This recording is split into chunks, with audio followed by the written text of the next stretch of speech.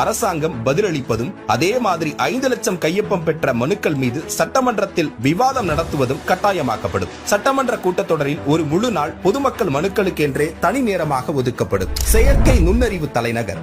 செயற்கை நுண்ணறிவு அமைச்சகம் தமிழ்நாட்டின் முதல் செயற்கை நுண்ணறிவு பல்கலைக்கழகத்தை ஏற்படுத்தி உலகளாவிய தொழில்நுட்ப நிறுவனங்களை ஈர்க்கும் வகையில் செயற்கை நுண்ணறிவுக்கான உலகளாவிய மையமான AICT உருவாக்கப்படும்.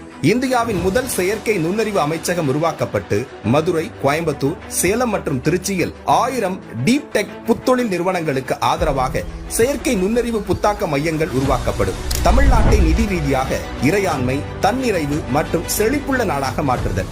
அதிகரித்து வரும் கடன் சுமையை குறைத்து மக்களிடமிருந்து வரியாக ₹1 கூட கூடுதலாக பெறாமல் அதிக வருவாய் ஈட்டி முறையாகவும் குறைவாகவும் செலவிட்டு முற்றிலும் புதிய வருவாய் வரும் வழிகளை உருவாக்கி நிதி தன்னிறைவு பெற்ற மாநிலமாக தமிழ்நாடு மாற்றப்படும்.